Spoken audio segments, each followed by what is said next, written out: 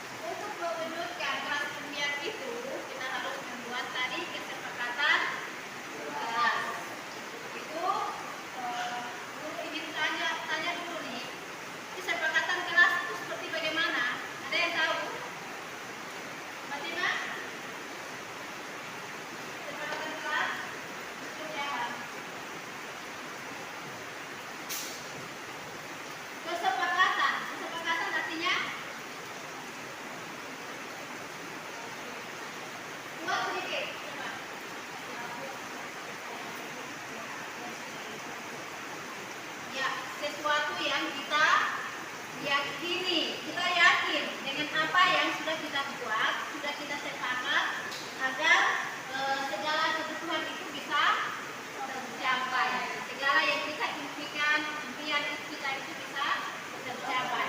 Berarti kita harus buat kesepakatan kelas. Itu akan mandi.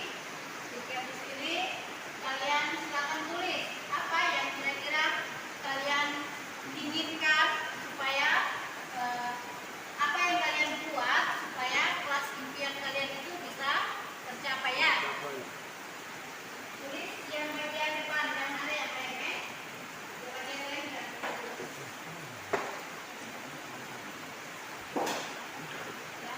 juga.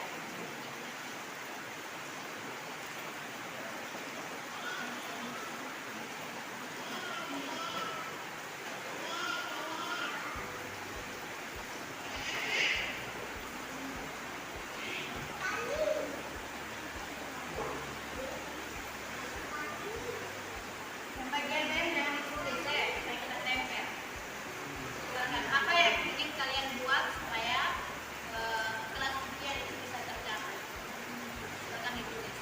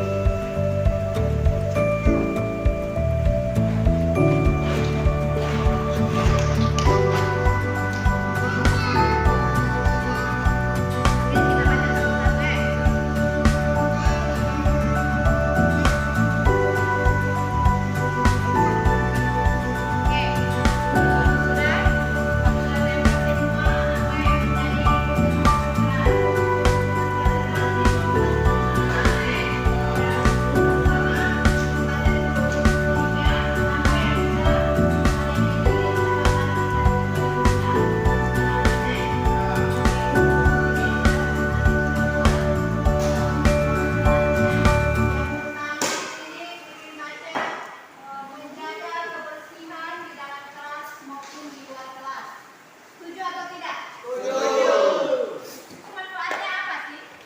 Manfaatnya bagaimana? menjaga kebersihan di dalam dan di luar kelas. Manfaatnya bagaimana, Lili? Suara kuat sedikit. Nah, Supaya kelas kita tetap bersih. kelasnya tetap bersih. Bisa? Sepakat? Sepakat. Oke, sudah satu Sudah satu. Ini. Yang kedua, di sini ada bilang kompak kolaborasi sesama teman. Setuju atau tidak? Setuju. Manfaatnya bagaimana? Kalau kita kompak, kita saling bertukar pikiran, kolaborasi, minta pendapat teman, mana yang baik kita pakai, yang tidak baik kita tidak pakai sama teman. Kira-kira manfaatnya bagaimana? Agar apa yang dikerjakan dan selesai dengan baik. Bagus sekali. Kita sudah kompak, berarti apa yang kita inginkan itu bisa tercapai dengan baik. Yang berikut, oke, berarti kita pakai yang kedua nih. Setuju atau tidak? Setuju. Yang kedua sudah setuju. Yang ketiga, atensi sini. Di sini dia bilang membiasakan mengucapkan 3 kata. 3 kata ini apa di sini? Ada bilang tolong, terima kasih, dan maaf. Kira-kira bisa tidak? Bisa. Kita menerapkan ini, setuju atau tidak? Setuju. Manfaatnya apa sih kalau kita terapkan ini? Membiasakan. 3 kata ajaib nih, bagus sekali nih. 3 kata ajaib. Terima kasih, minta tolong, dengan maaf. Bisa lakukan? Bisa. Manfaatnya bagaimana?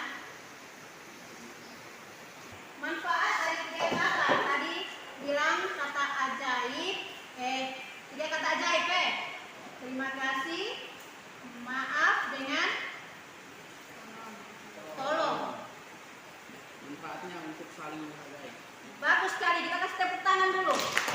Jadi untuk kita memanfaatkan 3 kata ajaib ini, kita membiasakan untuk mengucapkan 3 kata ajaib ini, yaitu tolong, minta maaf, dengan terima kasih. Untuk kita saling menghargai. Ketika teman buat salah, kita harus memaafkan. Ketika kita minta tolong orang, kita harus bilang apa? Terima kasih. Ketika kita mau mengharapkan orang untuk kita membutuhkan orang lain, berarti kita harus berani untuk mengucapkan kata tolong. Bisa Bisa. 3 kata. Oke, berarti kita sepakat atau tidak? Sepakat. Yang ketiga ini kita sudah sepakat. Yang keempat, di sini dia bilang hadir tepat waktu atau disiplin waktu. Bisa? Bisa. Setuju? Setuju. Manfaatnya apa? Sudah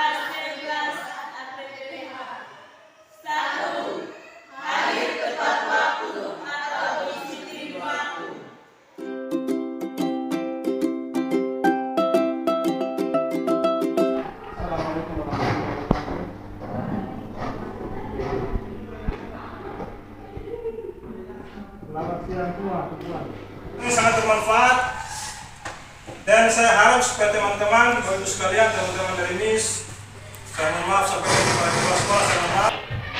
Atas kesempatannya. Assalamualaikum warahmatullahi wabarakatuh.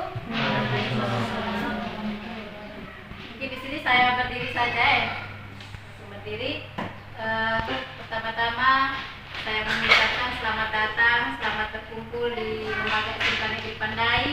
Teman-teman dari madrasah, teman-teman dari SMP yang berkesempatan hadir bergabung bersama kami di lembaga ini. Seperti apa yang sudah tadi dijelaskan oleh Bapak Wakil Kepala Sekolah dalam hal ini urusan kurikulum, beliau sudah menyampaikan bahwa hari ini kita akan mengadakan satu kegiatan sosialisasi tentang budaya positif. Bapak Ibu yang saya hormati,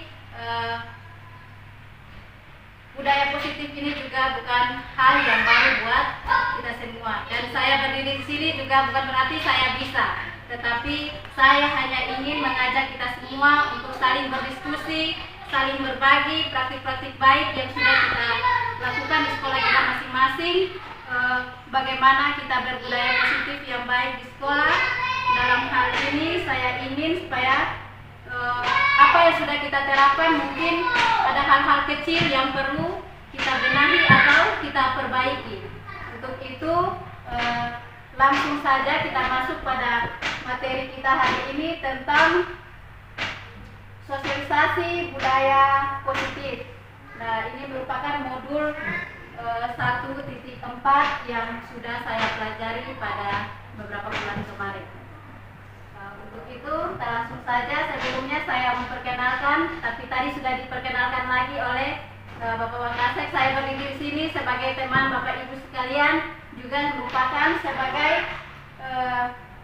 calon guru penggerak angkatan 7 Kabupaten Alor dari SMK Negeri Pandai. Kami yang angkatan 7 ini di Kabupaten Alor, kami ada 30 peserta.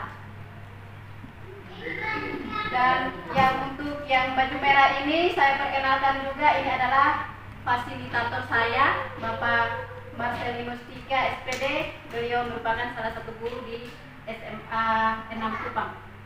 Dan ini adalah Bapak pengajar praktik saya, Bapak Artemas Yong, yang sempat minggu kemarin berkunjung ke SMK Negeri Pandai. Untuk itu kita langsung saja latar belakang dari kegiatan kita pada hari ini, yaitu tentang budaya positif. Nah, budaya positif itu sendiri bertujuan untuk menciptakan iklim pembelajaran positif di lingkungan sekolah kita. Yang berikut, hal yang mendasari saya melakukan kegiatan sosialisasi ini adalah bagaimana kita sama-sama bisa mewujudkan murid yang berkarakter sesuai dengan profil pelajar Pancasila melalui penerapan budaya positif dengan membentuk sebuah yang namanya keyakinan kelas. Jadi keyakinan kelas ini muncul di Merdeka Belajar dan bukan hal yang baru. Untuk kita semua nanti kita akan lihat pada materi selanjutnya. Dan yang berikut lagi di sini dengan melibatkan murid untuk membentuk keyakinan kelas, mereka diharapkan bisa termotivasi secara intrinsik untuk sadar dan bertanggung jawab melaksanakan keyakinan kelas, bukan sekedar kita menghindari sebuah hukuman, melainkan membawa murid itu bisa paham akan manfaat melaksanakan keyakinan kelas untuk dirinya sendiri maupun orang lain. Jadi untuk keyakinan kelas ini muncul dari dalam diri siswa peserta didik itu sendiri, tanpa kita harus mengikat dia dengan satu hukuman atau penghargaan.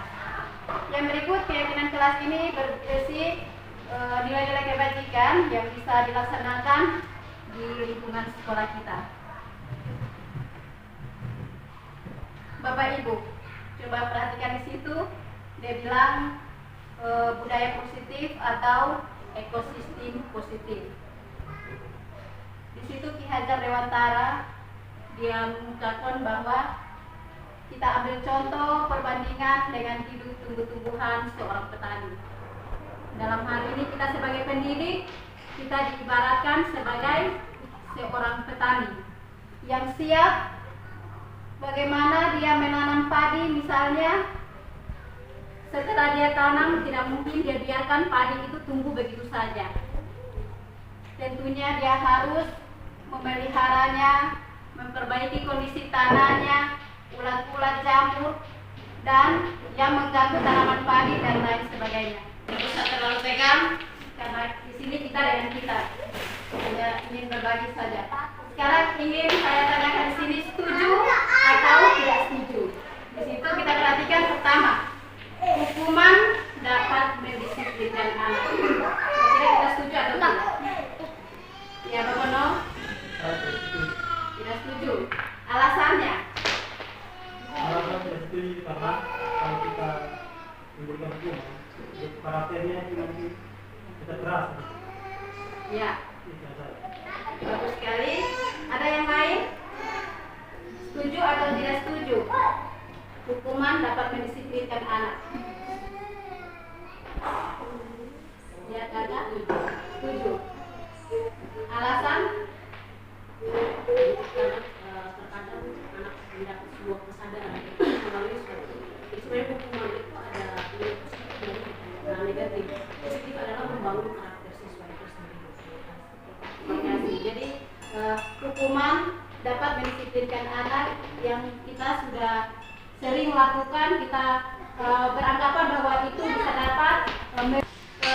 Dia bilang di situ pemberian hukuman dengan hal positif seperti membaca atau membersihkan halaman sekolah dapat meningkatkan disiplin anak.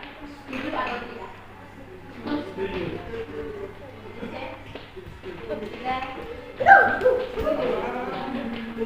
Dia bentuk yang tadi sudah. Ini akan kita lihat. Oh iya, silakan kakak. Ada dua bagian. Saya setuju dengan penghargaan. Kadang anak-anak mau belajar karena ada penghargaan, kejar target. Ya, kejar penghargaan itu sehingga dia mau belajar untuk mencapai itu. Tapi ketika tidak diberikan penghargaan, maka dia akan mandek belajar. Artinya bahwa proses belajarnya itu atau kedisiplinan itu dengan sebuah penghargaan.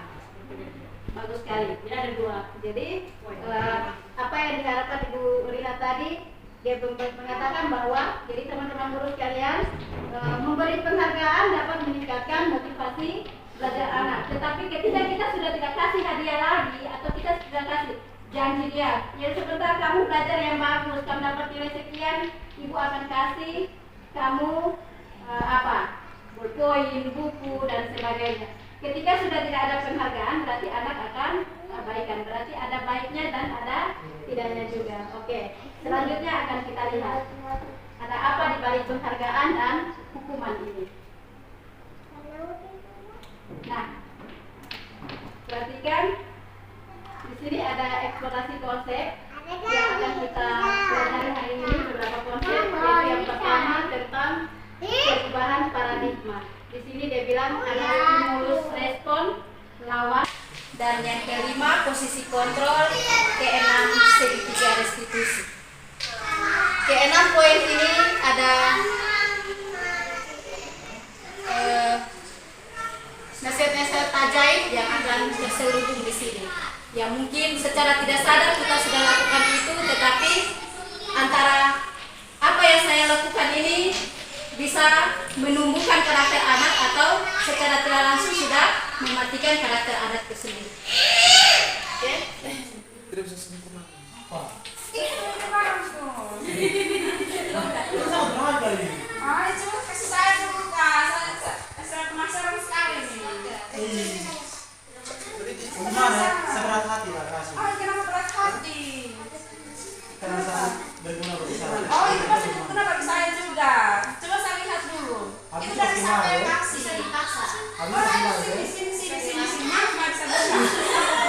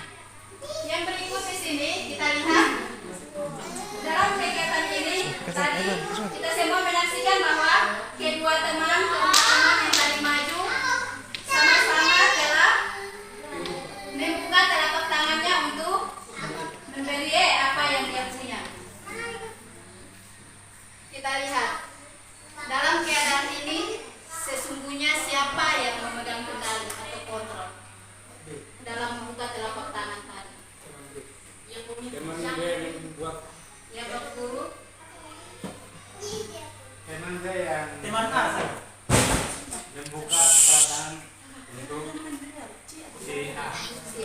Berarti yang memegang kontrol di sini siapa? Gimana? Teman B yang memegang kontrol. Teman B yang memegang kontrol. Bagus. Jadi kita sendiri yang memegang kendali atau kontrol terhadap diri kita sendiri. Tidak mungkin orang lain. Dia boleh mau paksa, mau buat bagaimana, mau bujuk, rayu seperti apapun. Tetapi kalau kita tidak mau memberikan diri kita untuk dikontrol atau diatur oleh orang lain, tidak mungkin orang lain dengan sendirinya masuk dalam kehidupan kita. Seperti itu. Begitu juga dengan anak. Ya, ada yang mau untuk dikontrol, ada yang tidak mau untuk kita kontrol. Jadi kita harus dengan cara seperti apa akan kita lihat lagi. Nah, tadi tanggapan reflektifnya, pertanyaan pertama dan kedua tadi dia bervariasi ya. Tadi dia bilang bersedia maupun dia tidak bersedia. Terus yang memegang kendali kontrol, jawabannya tentu kita sendiri yang memegang kontrol atas kepalan tangan kita. Apakah kita mau membuka atau menutup kepalan tangan kita, itu bergantung pada diri kita masing-masing sesuai dengan kebutuhan dasar dari kita sendiri. Oke, kita lihat lagi di situ.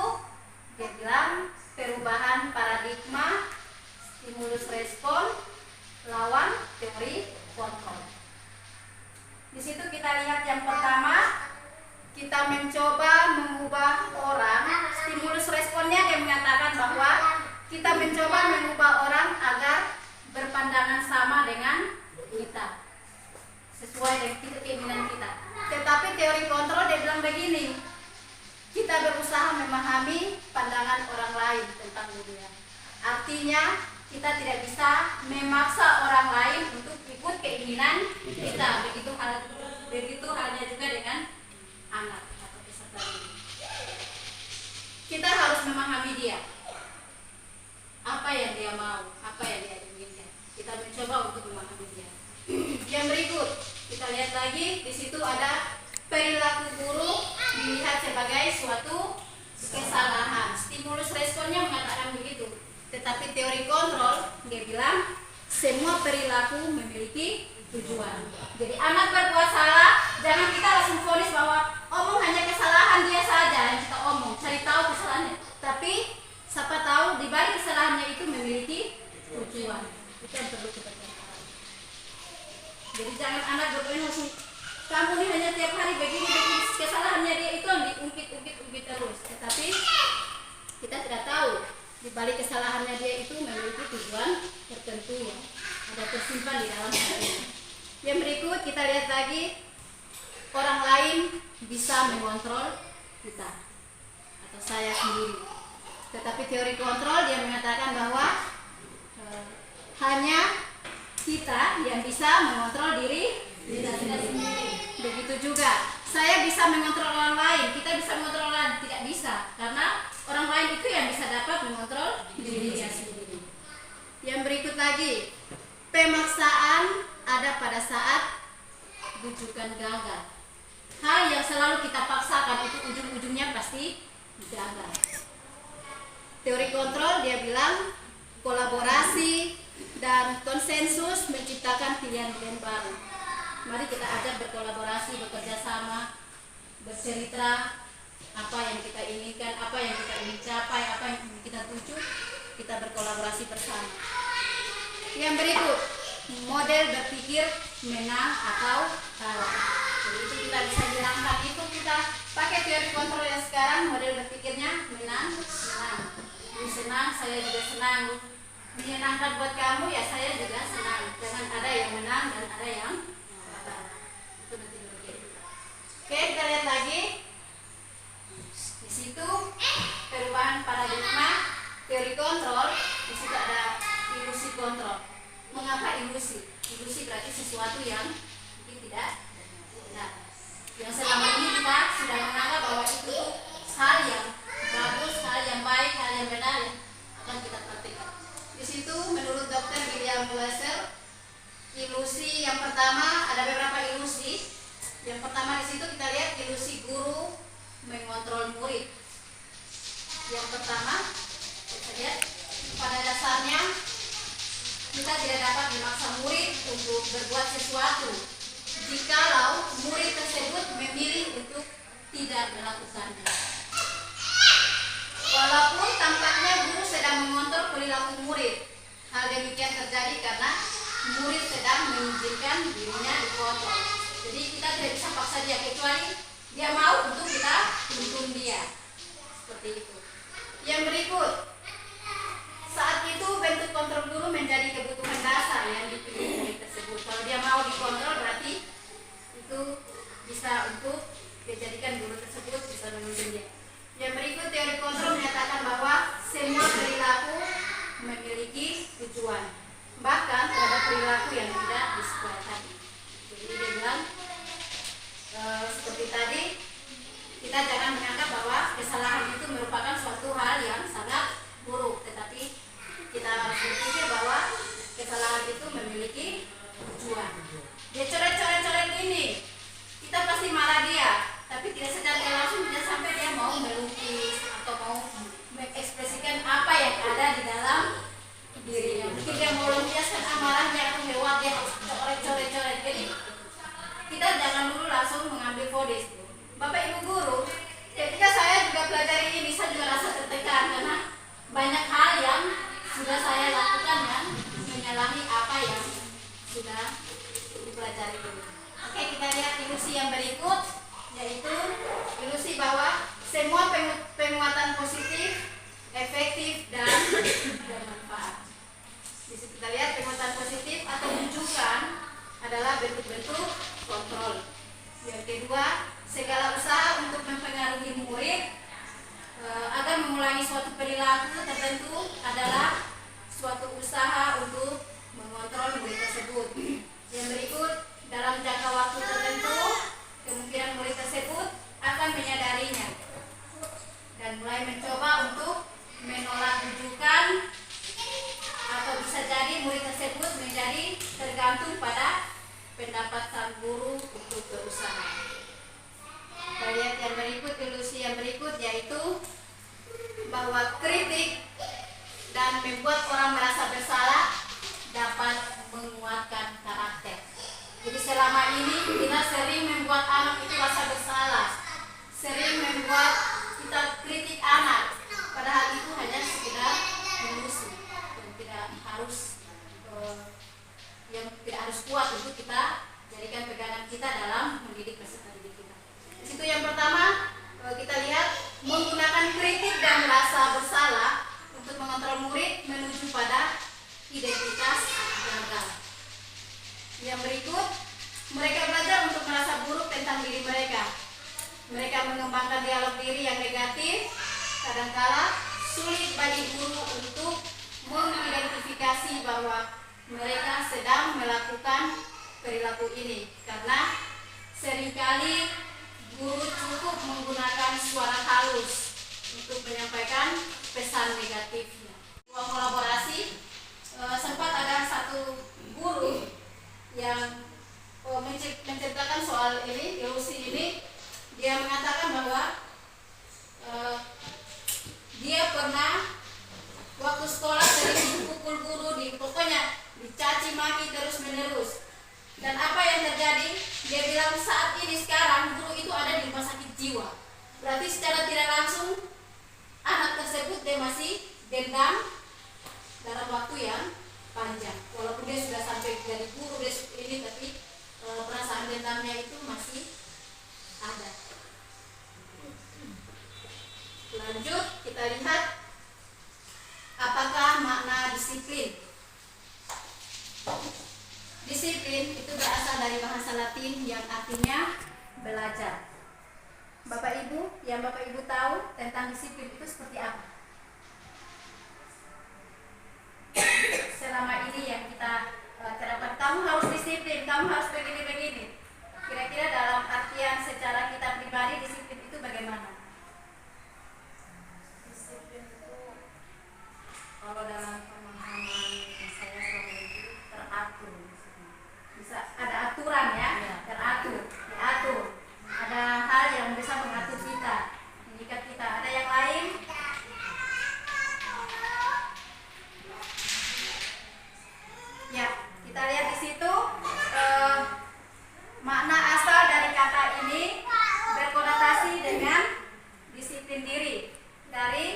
murid-murid. Itu menurut Socrates dan Plato. Disiplin diri membuat orang menggali potensi menuju sebuah tujuan apa yang dia hargai. Yang berikut, namun dalam budaya kita makna kata disiplin telah berubah menjadi sesuatu yang dilakukan seseorang pada orang lain untuk mendapatkan kepatuhan tadi. Tadi kita bilang tujuan tadi.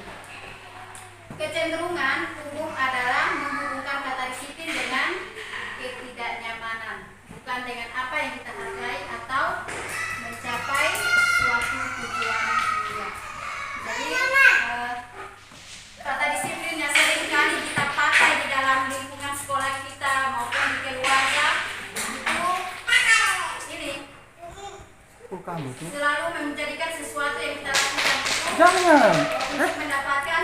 Kita lihat juga di dalam budaya disiplin ini. Kita lihat setiap kita adalah pribadi yang unik.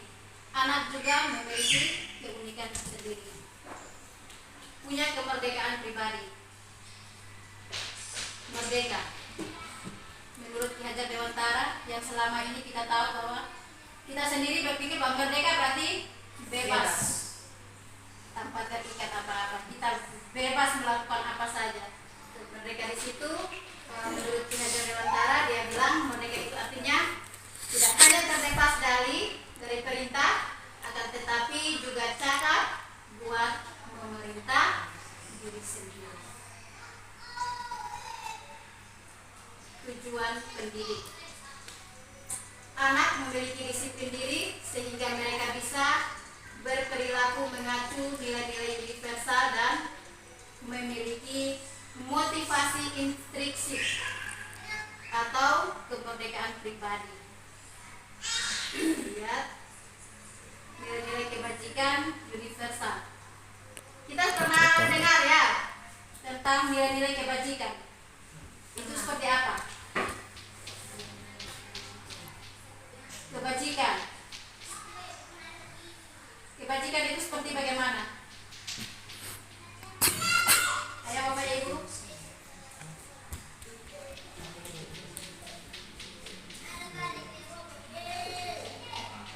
Nilai-nilai kebajikan universal, dia menyeluruh.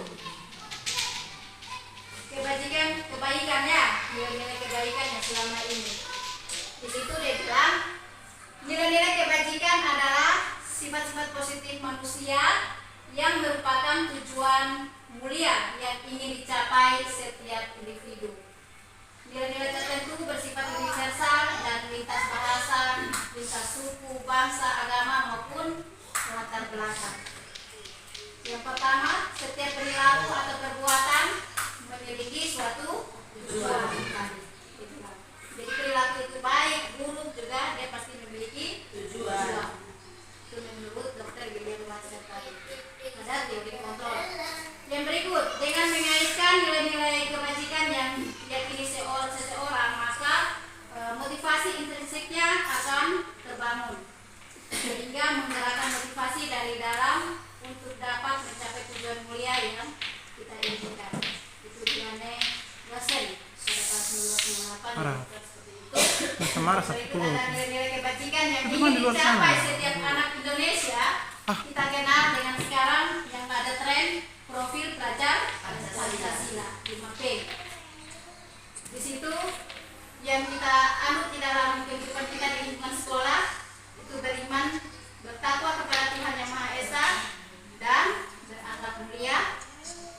Yang kedua ada mandiri, bernalar kritis, berkebinekaan global, bergotong royong dan berani. Nah, hal-hal ini sudah sering kita lakukan di lingkungan sekolah kita. Berikut kita lihat ada teori motivasi perilaku manusia. Yang pertama, ada di situ untuk menghindari ketidaknyamanan atau hukuman. Motivasi eksternal. Nah sekarang, tadi kita bilang hukuman dapat mendisiplinkan anak.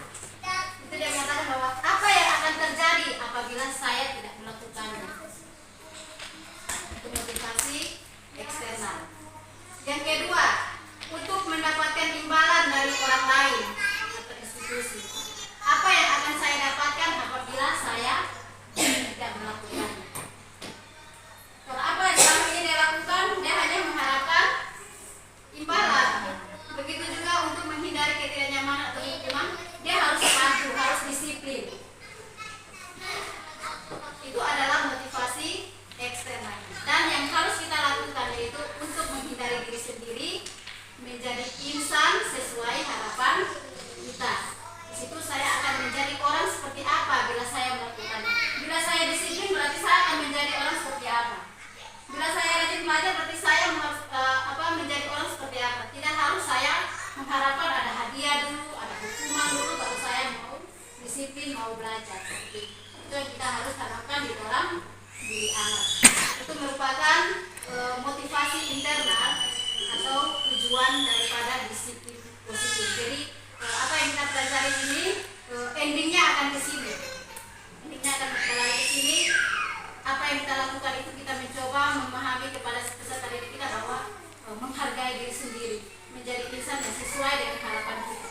Nah, saya ingin bertanya kepada Bapak Ibu sekalian. Misalnya sekarang di dalam lingkungan sekolah kita masing-masing, kita tidak hadir di sekolah Kita tidak hadir, kita sebagai seorang guru sudah hampir mau 1 minggu kita tidak masuk sekolah. Terus kita mendapat teguran, surat teguran. Apa yang kita lihat juga di dalam budaya positif ini? Kita lihat setiap kita adalah pribadi yang unik. Anak juga memiliki keunikan sendiri, punya kemerdekaan pribadi.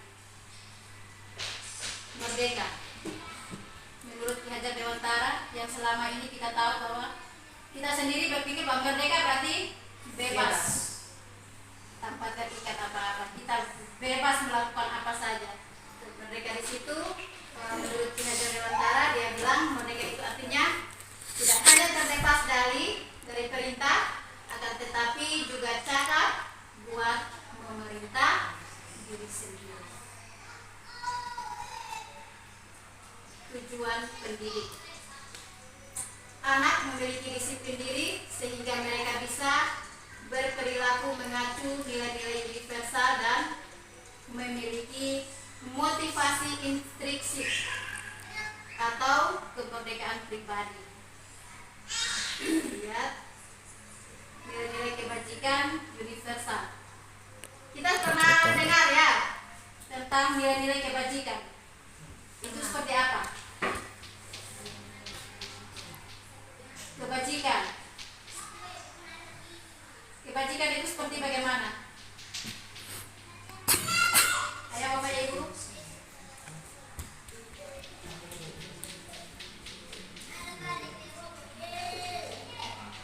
Nilai-nilai kebajikan universal, dia menyeluruh.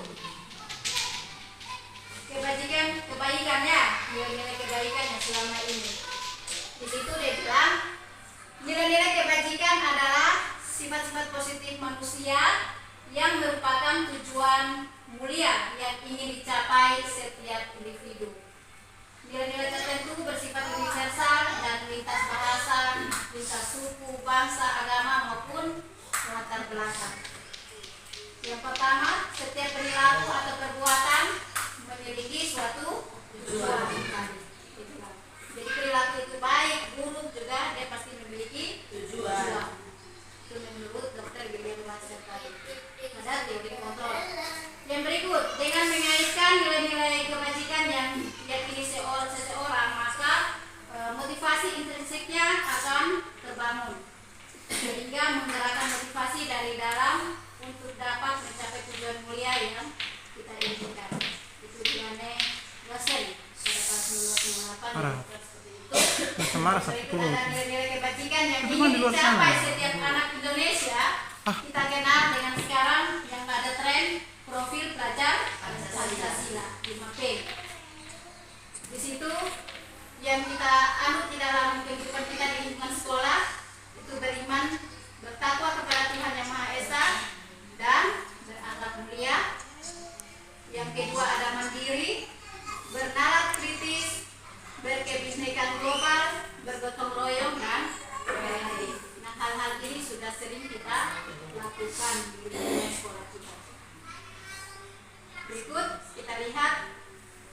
ada teori motivasi perilaku manusia. Yang pertama, ada di situ, untuk menghindari ketidaknyamanan atau hukuman. Motivasi eksternal. Nah sekarang, tadi kita bilang hukuman dapat mendisiplinkan anak. Itu dia mengatakan bahwa apa yang akan terjadi apabila saya tidak melakukannya. Itu motivasi eksternal. Yang kedua, untuk mendapatkan imbalan dari orang lain atau institusi. Apa yang akan saya dapatkan apabila saya tidak melakukannya? Kalau apa yang selama ini dia lakukan, dia hanya mengharapkan imbalan. Begitu juga untuk menghindari ketidaknyamanan atau hukuman, dia harus patuh, harus disiplin. Itu adalah motivasi eksternal. Dan yang harus kita lakukan yaitu untuk menghindari diri sendiri, menjadi insan sesuai harapan kita. Di situ saya akan menjadi orang seperti apa bila saya melakukannya. Bila saya disiplin berarti saya akan menjadi orang seperti apa. Bila saya rajin belajar berarti saya menjadi orang seperti apa. Tidak harus saya mengharapkan ada hadiah dulu, ada hukuman dulu baru saya mau disiplin, mau belajar. Itu yang kita harus tanamkan di dalam diri anak.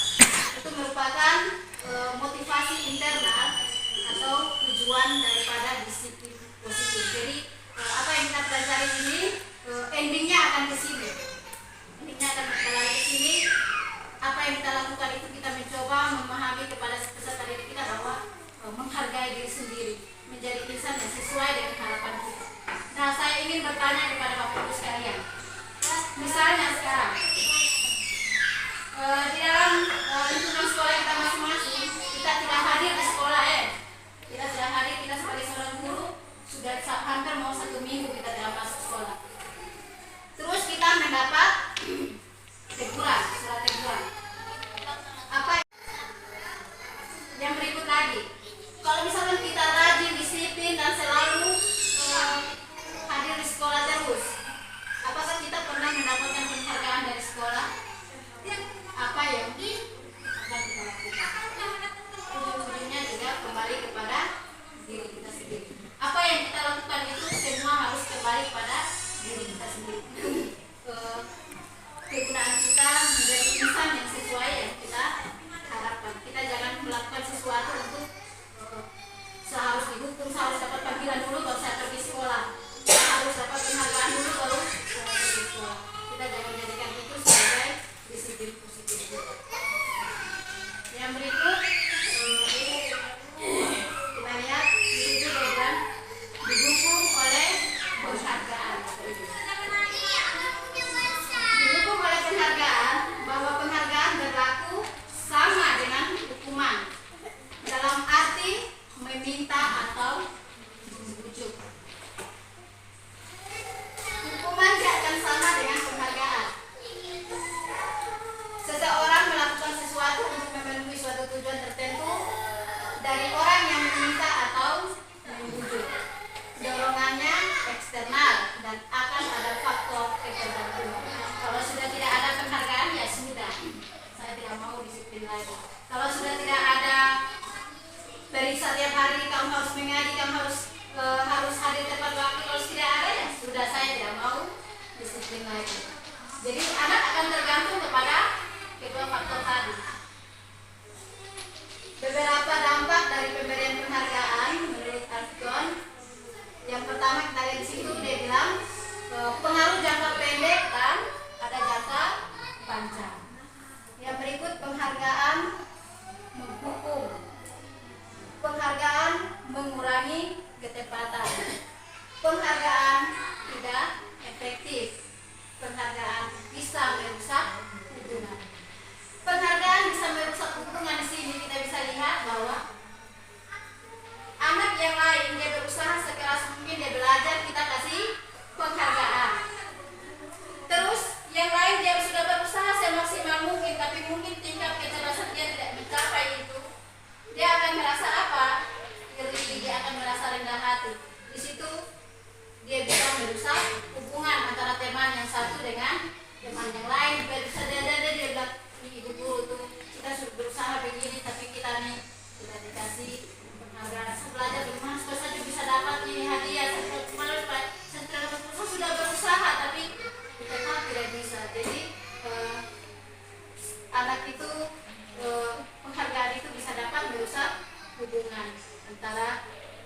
bersama siswa atau antara anak dengan guru. Kita lihat ada didukung oleh penghargaan.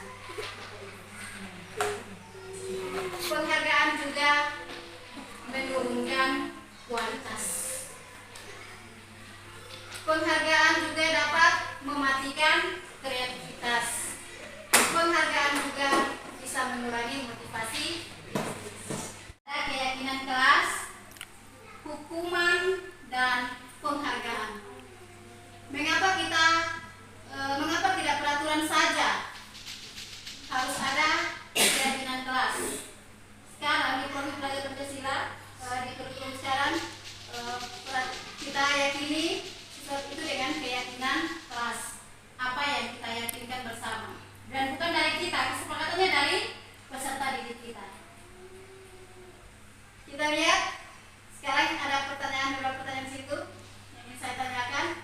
Mengapa kita memiliki peraturan harus menggunakan helm bila mengendarai kendaraan roda dua? Kenapa kita harus pakai helm? Menjaga keselamatan. Itu merupakan hukuman, sebuah aturan atau konsekuensi yang kita pakai. Antara konsekuensi atau itu aturan. Hukuman. Kalau saya tidak pakai, saya dapat ditilang. Aturan. Oke. Konsekuensi.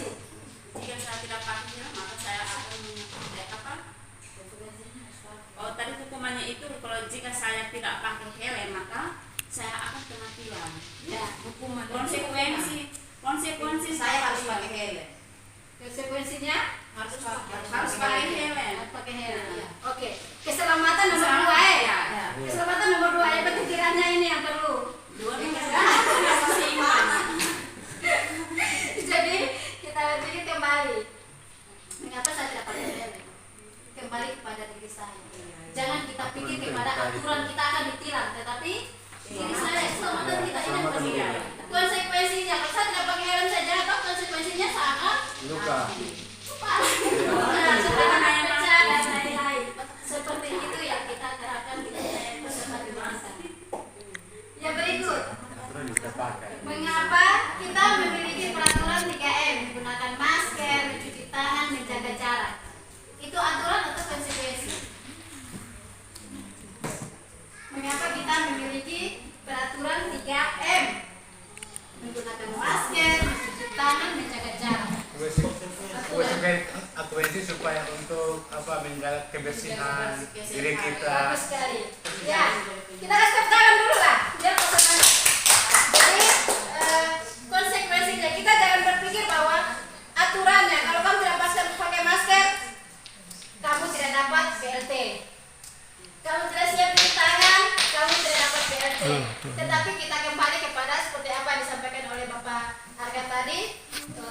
Konsekuensinya kita tidak sehat ya, kita mudah dapat tular penyakit dari itu COVID.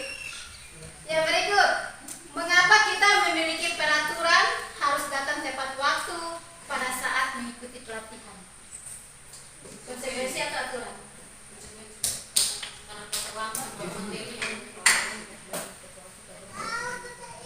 Ya, ibu semua. Disiplin diri sendiri. Diksi kita kembali kepada diri kita sendiri. Kalau kita tidak datang tepat waktu, berarti pasti secara tidak langsung otomatis materi yang duluan sudah disampaikan kita tidak dapat. Kembali kepada kebutuhan kita sendiri seperti itu. Kita jangan terpaku pada aturan tadi. Untuk mendukung motivasi instruksi kembali ke nilai-nilai keyakinan lebih menggerakkan seseorang dibandingkan mengikuti serangkaian peraturan. Kita lihat di sini ada kesepakatan kelas. Ini yang nanti kita akan bikin bersama peserta didik kita di sekolah. Kita buat kesepakatan kelas. Di sini kami guru dan murid saling menyayangi. Kami murid yang semangat belajar, kami murid yang peduli dengan teman-teman. Itu ada kesepakatan kelas nanti akan kita lakukan, sehingga anak itu ketika dia mau melanggar peraturan, misalnya dia terlambat datang atau tidak mengerjakan tugas, kita akan tanya kesepakatan kelas kita seperti apa, keyakinan kelas kita seperti apa. Oh ibu, saya harus kerja tugas, kalau tidak mungkin saya harus tinggal di dalam kelas selama jam istirahat, saya harus kerja tuntaskan semuanya tugas. Berarti dia merasa bahwa dia tidak istirahat bersama teman-teman. Kesepakatan kelas, kita harus bangun kelas, keyakinan kelas. Mencatat 100 kali di dalam buku kalimat, saya tidak akan terlambat lagi karena terlambat di sekolah. Ya, Ibu Jun. Dia masuk.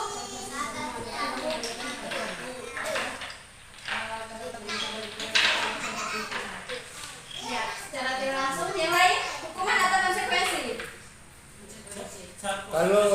Kalau hukuman berarti kita suruh dia ini, contohnya berdiri kaki sebelah, itu hukumannya. Kalau bagi saya itu untuk kuensinya ibu, supaya dia itu tidak terlambat lagi. Supaya dia tidak terlambat lagi.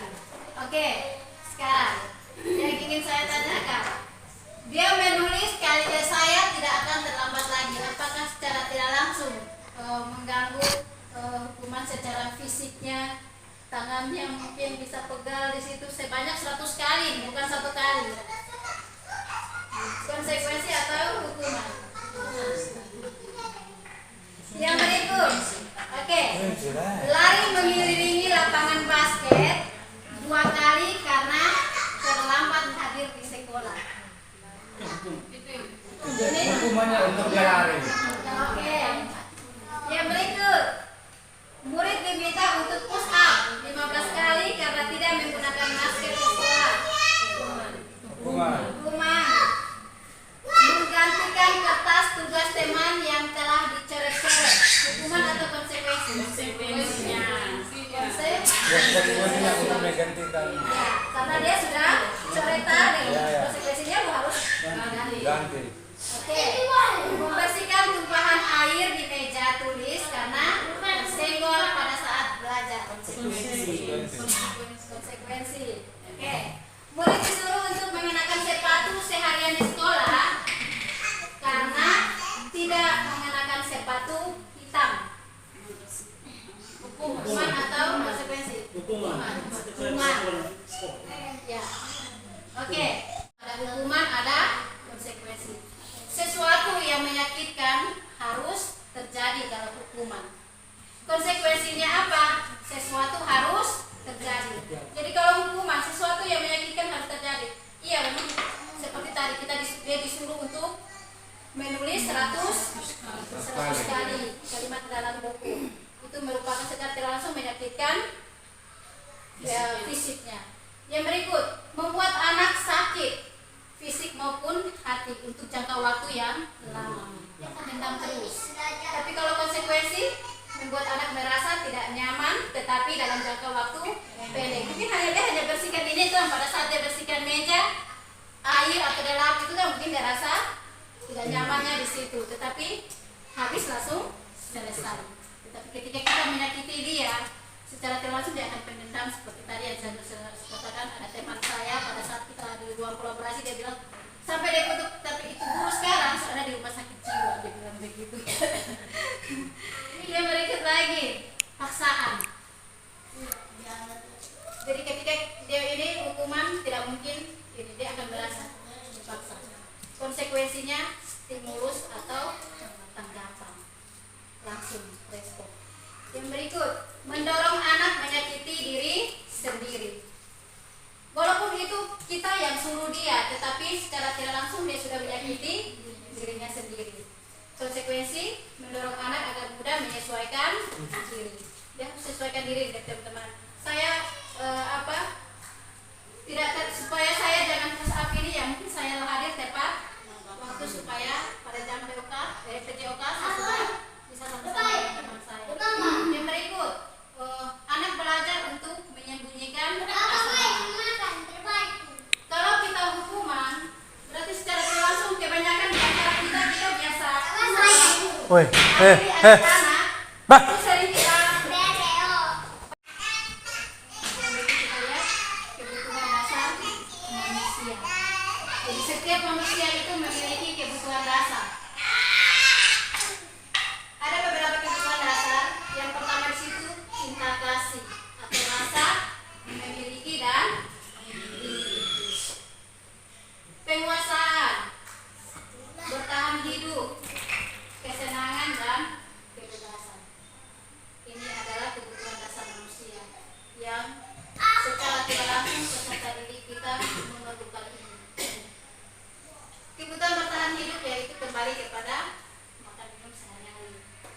kasih sayang, cinta kasih, rasa memiliki dan dimiliki. Ini perlu kita tanamkan dalam diri peserta didik kita.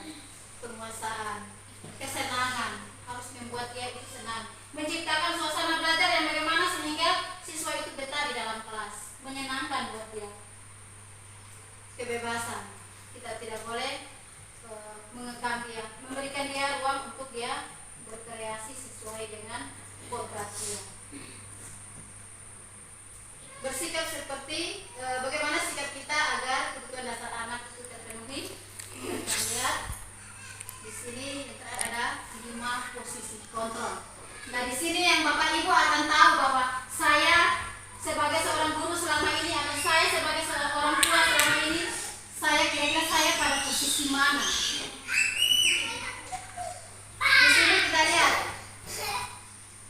ada identitas gagal, kontrol dari luar, identitas berhasil atau sukses, kontrol dari luar, terus kontrol dari diri. 5 posisi kontrol ini ada 5, yaitu sebagai penghukum, pembuat orang merasa bersalah, sebagai teman, pemantau dan manajer. Ini akan kita lihat kira-kira kita Main di luar lah, selama arah. ini kita di posisi mana. Kenapa? Bapak Ibu guru, saya pas masuk dalam modul ini dan hampir sebagian kami di dalam ruang diskusi itu banyak sekali yang pada posisi penghukum dan pembuat rasa bersalah, teman, pemantau dan manajer. Kurang sekali. Tentunya teman-teman rasa ini kita lihat menghindari hukuman, menghukum, posisi kita sebagai penghukum. Di situ kita sering berbuat, dia sering pakai kata menghardik, membujuk-bujuk, menyakiti, menyindir, tunjuk-tunjuk anak sebagai penghukum. Kamu di tiap hari datang terlambat terus. Pasti yang kita ngomong seperti itu. Pembuat orang merasa bersalah. Kembali kepada penghukum, kita hardik-hardik dia. Dan kalimat yang biasa kita akan kasih keluar itu kita bilang, kalau kamu tidak melakukannya, awas ya. Kalau kamu tidak disiplin lagi, awas ya. Itu yang sering kita ucapkan kepada peserta didik. Rasakan itu, efek dari kamu terlambat. Pasti kita lakukan itu. Hasilnya yang didapatkan, murid akan memberontak. Dia akan menyalahkan orang lain. Dan juga dia akan berbohong. Oh ibu saya tidak datang tepat waktu, saya datang terlambat karena saya tadi sepatu saya mungkin masih basah atau baju saya sobek sehingga saya masih jahit lagi. Dia pasti berbohong untuk mencari kesalahan ini, menutupi dia kesalahan. Jadi hasil yang kita dapatkan, terus dia akan memberontak, dia akan menyalahkan orang lain. Saya tadi sebenarnya saya hadir tepat waktu, tapi mama saya masih suruh saya ke pasar. Dia salahkan orang lain. Itu pada posisi penghukum. Kalau kita sering menyalahkan anak-anak, sering menunjuk anak-anak, itu kita di posisi sini. Dan efek yang akan anak rasakan seperti ini. Yang berikut, murid menyatakan guru di luar dunia berkualitas. Dia letakkan gurunya di luar dunia berkualitas. Berarti secara tidak langsung kita menghargai ini sudah turun di depan anak. Guru sudah begini. Dia hukum kita, besok dia bikin lagi. Dia seperti ini. Seperti itu. Berarti dia golongkan kita dalam dunia yang sudah tidak berkualitas lagi. Dia kategorikan kita, guru saya yang tergolong guru yang begini. Yang berikut. Dan dia akan berkata juga, biarkan saja. Nanti juga marah-marah lagi. Besoknya juga marah-marah lagi. Pasti dia akan ngomong begitu. Yang berikut. Dampak pada murid, dia akan ulangi dia punya kesalahan. Itu kalau kita di posisi penghukum. Kalau kita di posisi pembuat orang merasa bersalah. Lebih banyak orang di posisi pembuat rasa bersalah nih, ceramah. Khotbah deh dulu. Kamu ini begini-begini. Saya ajar kamu seperti ini, tapi kamu nanti bikin begini-begini. Khotbah panjang lebar dulu. Habis itu baru seharusnya kamu datang tepat waktu. Tolonglah kalau ibu pikir datang tepat waktu. Ibu jangan kena marah. Ibu daftar ide di hadir senior. Kita tolong ya, tolong bantu ibu. Itu kan anak jadi rasa bersalah terhadap kita. Kamu nih jangan ini begini. Saya sekali bantu ibu disiplin sedikit. Tulislah tugas-tugasmu. Kerjakan PR-mu. Jangan buat seperti ini, Bu. Nanti teman-teman yang lain rasa cemburu. Nanti dia tuh tidak datang juga nilai ada-ada saja. Dia tidak kerja tugas juga nilai-nilainya ada-ada saja. Jadi membuat orang merasa bersalah. Kita memelas. Yang berikut,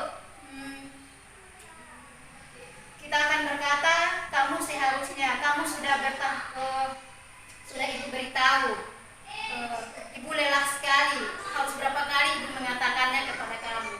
Ibu stres dengan sifat tiap hari ini bisa berubah kok anaknya. Kadang kita begitu. Jadi membuat anak itu merasa bersalah. Yang berikut, hasil yang didapatkan itu anak akan menyembunyikan, mengangkal, berbohong. Jadi dia akan pura-pura baik, dia akan pura-pura kerja tugas. Karena dia kasihan dengan kita tadi. Dia tidak mau membuat kita rasa bersalah. Terus murid akan meletakkan posisi kita juga di dalam dunia yang berkualitas karena mungkin kita bantu dia begini-begini. Terus murid berkata, kalau kita suka omong dia, ini besok nah jangan terlambat lagi kol, kasihan ibu nih. Ibu nanti kena marah nih, piket ibu selalu saja datang terlambat. Berarti anak akan secara langsung minta maaf. Dia akan merasa bersalah sekali. Dampak pada murid itu dia merasa rendah diri di depan teman-teman. Yang berikut posisi teman, posisi guru, posisi kontrol yang ketiga itu posisi sebagai teman. Di sini guru membuat alasan-alasan untuk muridnya. Yang berikut ada membuatkan alasan-alasan. Di situ guru akan berkata, ayolah lakukan ini ibu. Sebagai teman, ayolah disiplin sebagai ibu guru, bekerja tugas sebagai ibu guru. Itu kita akan kata ayo, kita sendiri berarti anak akan menganggap kita sebagai teman. Terus di situ dia juga hasil yang didapatkan oleh anak itu dia akan merasa tergantung di sini. Kenapa? Dia akan berpikir bahwa alah nanti saya tidak ini juga ibu guru nanti bela-bela saya kok di rapat ibu nanti bela-bela saya karena dia merasa bahwa temannya itu ibu guru.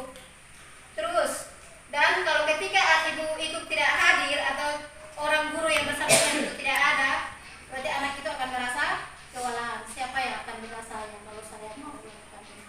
Jadi pembuat sebagai teman ini dia akan merasa kalau kita melampaui batas, kita selalu masa kamu tidak mau mengerti ibu sedikit, bantu ibu, kamu tolong balik lagi sekolah.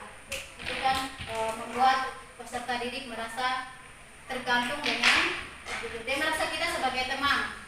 Yang berikut, murid meletakkan guru sebagai orang yang sangat penting di dunia berkualitas.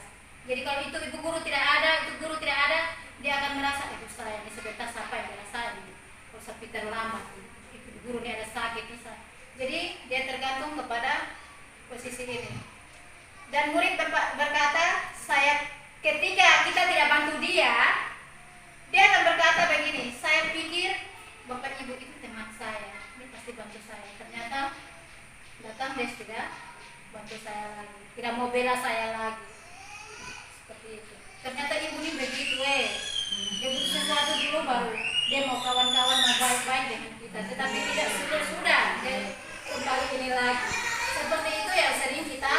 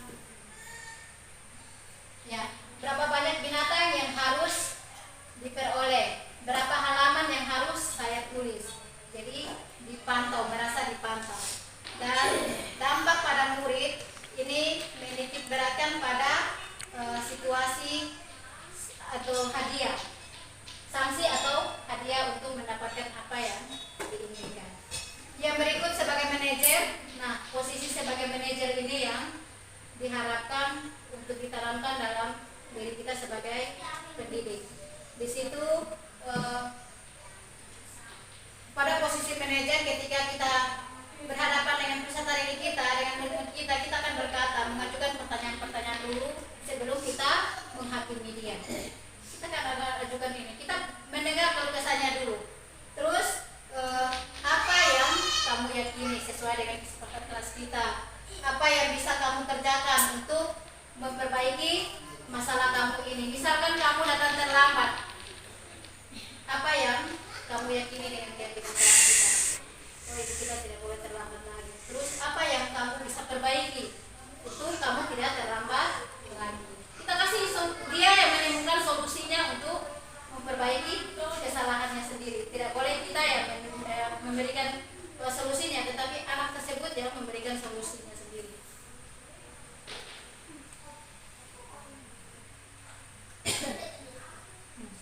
Sekarang ada sedikit ini pertanyaan di situ. Dia bilang begini, saya kecewa sekali dengan kamu. Itu siapa yang mengatakan? Apa penghukum? Pembuat rasa bersalah? Manajer? Atau sebagai teman? Saya kecewa sekali dengan kamu. Pembuat rasa bersalah. Kenapa?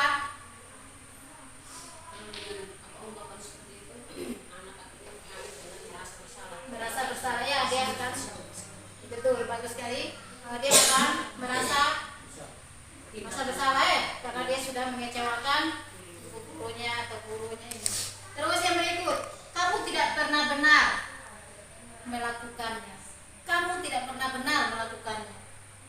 Itu siapa yang menyatakan? Penghukum atau pembuat rasa bersalah, atau sebagai teman, sebagai pemantau, atau sebagai manajer? Kamu tidak pernah benar melakukannya.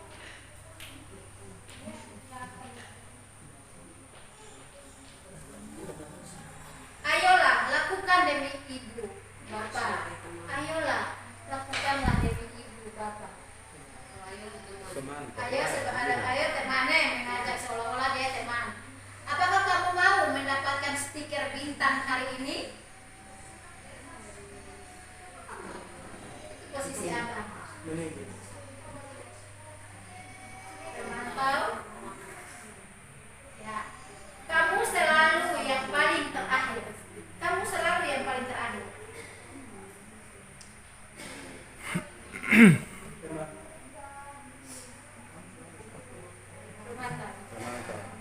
Ya, kita lihat jawabannya. Saya kecewa sekali dengan kamu. Membuat orang merasa bersalah. Kamu tidak pernah benar melakukannya. Kamu tidak pernah benar. Selalu saja kamu yang salah. Ayolah, lakukan demi ibu atau bapak sebagai teman. Apakah kamu mau menambah stiker? Kali sekalian, biar kapok. Cepat, pergi sana ke lapangan basket. Posisi penghukum biasanya berbicara dengan nada tinggi, menghardik, menunjuk-nunjuk, menyakiti, dan menyindir. Hukuman bisa berupa fisik maupun psikis. Ibu dan bapak guru hebat. Dampak yang terjadi pada murid ketika guru berada pada posisi penghukum adalah murid cenderung akan memberontak, bahkan menyimpan dendam.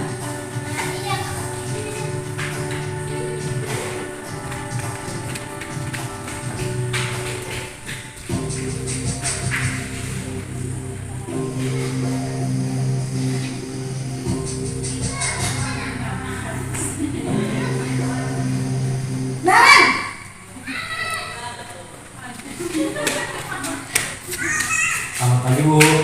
Naren, kamu kenapa terlambat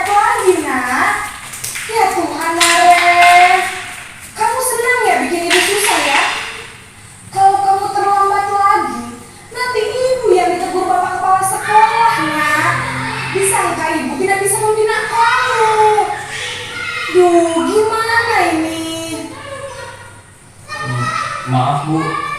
Gusti Naren, kamu suka ya kalau ibu tegur bapak kepala sekolah? Terus, sekarang ibu harus tulis apa ya di buku absen? Ini kamu sudah sering terlambat loh. Ibu harus apa coba? Maaf Bu. Maaf sekali. Ya sudah, lain kali jangan bikin ibu susah lagi anak ya. Ibu tidak akan kuat lagi kalau kamu begini terus. Bisa jantungan kalau ibu ditegur bapak kepala sekolah. Sana cepat ke kelas. Maaf ya Bu. Maaf sekali. Posisi pembuat rasa bersalah berbicara dengan nada tenang, cenderung lembut. Namun kata-kata yang diutarakan membuat murid merasa menjadi orang yang gagal, memandang buruk dirinya sendiri, merasa tidak berharga, dan tidak sanggup membahagiakan orang lain. Ketika guru mengambil posisi pembuat rasa bersalah, murid akan menganggap dirinya yang bersalah dan ia akan menyimpan emosi negatif tersebut di dalam dirinya.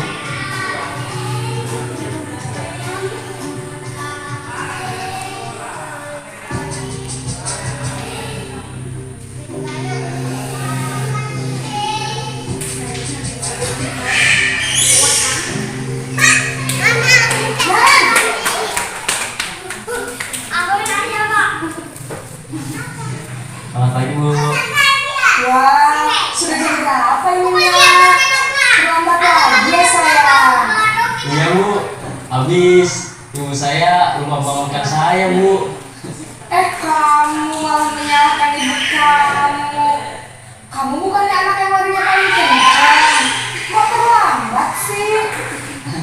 Iya Bu. Saya memang terlambat bangun tadi. Jadi biarpun saya lari kencang, tetap gak kesenja Bu. Ya sudah sana mandi lain kali larinya lebih kencang lagi ya. Biar gak terlambat lagi. Bikin seneng ibu demi ibu. Bisa kan? Bisa lah Bu. Ya sudah sana masuk kelas. Ibu beresin urusan absen kamu. Kamu ini ada-ada saja. Dalam sesi teman, guru berbicara dengan nada suara ramah, akrab, cenderung bersenda gurau untuk menjaga suasana tetap santai. Murid akan merasa senang, aman, dan akrab dengan guru. Identitas yang tercipta adalah identitas sukses atau berhasil. Namun, perlu diingat, karena ini masih dorongan eksternal, maka ada faktor ketergantungan dari murid kepada orang tertentu. Di sini guru aksennya, sehingga di lain waktu murid bisa berperilaku baik, namun hanya kepada orang-orang tertentu saja.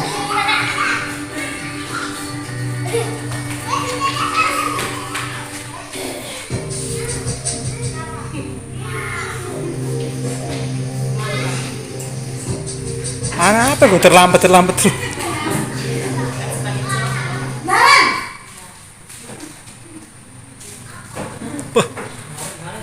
Selamat pagi Bu. Naren, apa peraturan sekolah kita tentang jam berapa kita harus masuk sekolahnya?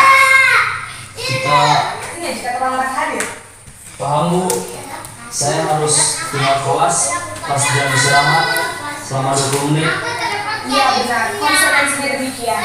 Arah, Jadi Arah, nanti mandi jam dulu, 9.30 pas istirahat, kamu harus tinggal di kelas, kerjakan tugas tambahan untuk ketertinggalan kamu, ya? Baik Bu. Posisi pemantau mengandalkan penghitungan atau data untuk mengontrol murid. Guru mengarahkan murid berdasarkan peraturan dan konsekuensi. Seorang pemantau menunjukkan bahasa tubuh dan ekspresi wajah yang datar dan cenderung formal.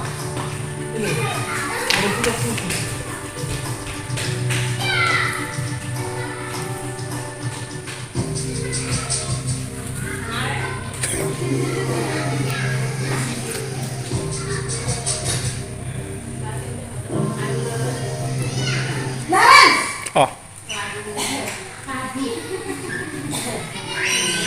Selamat pagi Bu. Selamat pagi Naren. Maaf Bu, saya terlambat.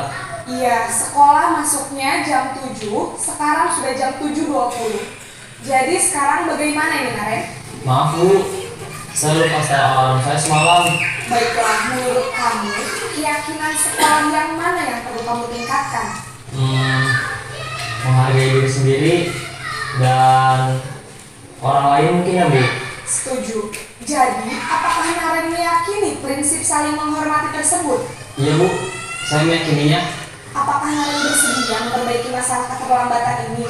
Bersedia Bu. Bagaimana kamu akan perbaiki masalah keterlambatan ini? Saya akan coba untuk tidak lupa menyetel alarm saya Bu. Baik, kalau Naren lupa menyetel alarm di rumah, ada orang yang kira-kira bisa bantu mengingatkan tidak? Ada Bu, kakak saya, Kak Emma. Ada lagi selain Kak Emma? Selain Kak Emma, ada ibu saya. Baik, jadi yang mengingatkan Naren adalah Kak Emma dan ibu kamu ya? Kira-kira akan mulai setel alarm kapan nih Naren? Setelah pulang sekolah, akan segera saya lakukan. Baik, jadi Naren akan setel alarm untuk bangun besok pagi dan akan diingatkan oleh kakak dan ibunda Naren ya? Ada lagi yang mungkin perlu dilakukan Naren? Agar tidak terlambat bangun lagi. Tidak ada Bu. Baik Naren, terima kasih untuk kerjasama kamu. Sekarang kamu boleh kembali ke kelas untuk belajar. Baik Bu, terima kasih. Kepada diri kita sendiri, selama ini yang saya lakukan di sekolah, saya lakukan di rumah, kira-kira saya di posisi mana? Lebih banyaknya di mana? Penhukum. Semua. Manajer ada, penhukum ada, pembuat rasa bersalah paling lagi lebih banyak. Ayolah. Oke, jadi kita bisa memposisikan diri kita di posisi manajer yang sangat benar. Kita harus mencari tahu, membuat anak bisa menyadari kesalahannya sendiri, bisa menemukan solusinya sendiri, tanpa kita yang harus memberitahunya. Oke, kita lihat lagi, masih ada sedikit ini yang terakhir. Minta maaf, kita sama-sama saling berbagi, berdiskusi ya. Sekarang kita masuk pada restitusi, segitiga restitusi. Di situ apa itu restitusi? Restitusi adalah proses menciptakan kondisi bagi murid untuk memperbaiki kesalahan mereka sehingga mereka bisa kembali pada kelompoknya dengan karakter yang lebih kuat. Jadi ketika mereka membuat masalah seperti tadi, datang terlambat atau keributan di kelas, coret-coret tembok, kita panggil dia sebagai posisi manajer. Kita tanya dia, lewat apa caranya, seperti apa? Lewat segitiga restitusi. Nah, kita lihat sehingga anak itu dia kembali kepada kelas, kembali kepada teman-temannya, dia sudah mempunyai karakter yang kuat. Kita lihat 9 ciri-ciri restitusi. 1, bukan untuk menebus kesalahan, namun untuk belajar dari kesalahan. Jadi anak kita panggil datang bukan dia buat salah itu datang kita minta dia kalau dia tebus dia kesalahan biar beres. Tetapi di mana kita membuat anak itu bisa belajar dari kesalahan yang dia buat. Yang berikut, memperbaiki hubungan. Ada lagi tawaran, bukan paksaan. Kita memberikan dia yang membuat penawaran. Seperti apa yang dia ambil supaya dia tidak terlambat lagi. Dia dengan coret-coret lagi. Bukan kita paksa dia. Berikut, ada restitusi menuntun untuk melihat ke dalam diri. Restitusi mencari kebutuhan dasar yang mendasari tindakan. Restitusi diri adalah cara yang paling baik. Restitusi fokus pada karakter bukan tindakan. Restitusi fokus pada solusi. Restitusi mengembalikan murid yang berbuat salah. Jadi ketika dia datang kita membuat ada segitiga restitusi, nanti kita lihat di sini. Nah, langkah ini yang akan kita buat. Di situ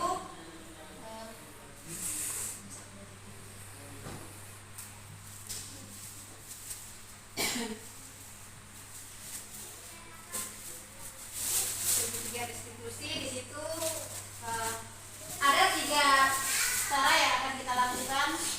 kita validasi tindakan yang salah, kita menanyakan keyakinannya, terus kita menstabilkan identitas.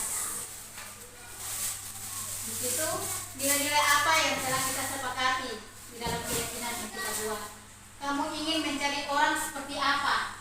Seperti itu. Validasi tindakan yang salah. Kamu tentu punya alasan mengapa melakukan itu. Kamu tentu punya alasan kenapa kamu datang ke neraka. Kamu tentu punya alasan kenapa kamu coret-coret ini.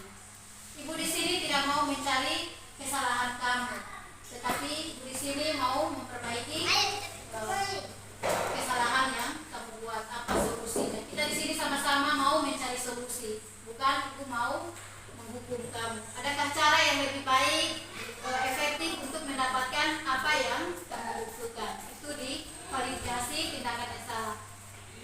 Kemudian kita menanyakan keyakinan.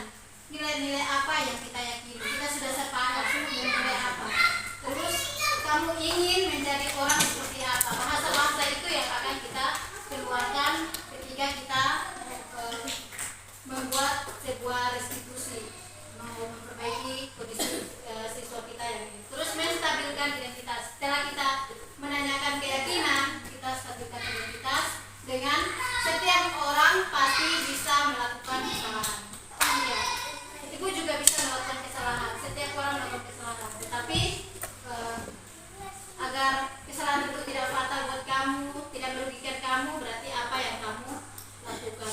Kamu bukan satu-satunya yang pernah melakukan itu. Kita kasih penguatan dia, stabilkan dia punya identitas dulu.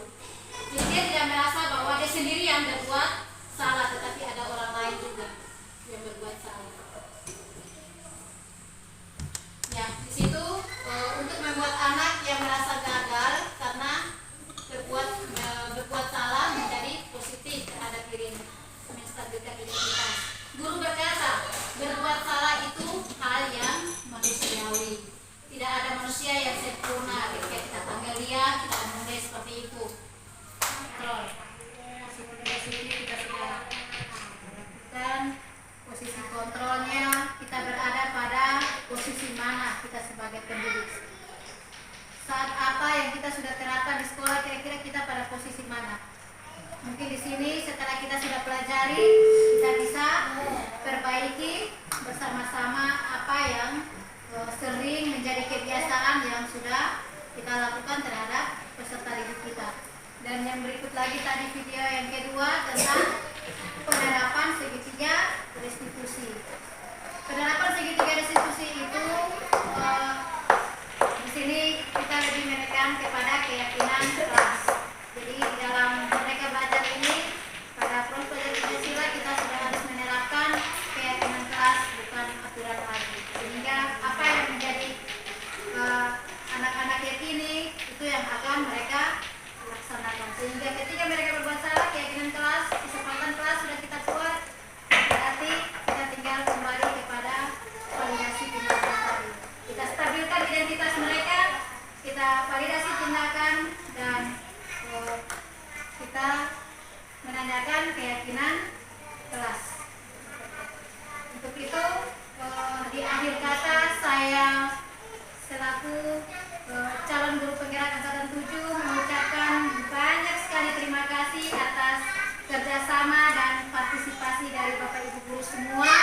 Semoga apa yang kita diskusikan bersama pada hari ini, apa yang telah kita berbagi bersama pada hari ini dapat kurang dan lebihnya sedikit kita bisa terapkan dalam kehidupan kita sehari-hari, baik itu di lingkungan masyarakat maupun di lingkungan sekolah pada khususnya. Untuk itu saya mengakhirinya dengan mengucapkan banyak sekali terima kasih, permohonan maaf yang sebesar-besarnya jikalau apa yang saya sampaikan menyinggung perasaan dari Bapak Ibu guru semua. Lewat kesempatan ini saya menyampaikan permohonan maaf yang sedalam-dalamnya. Terima kasih, salam dan bahagia.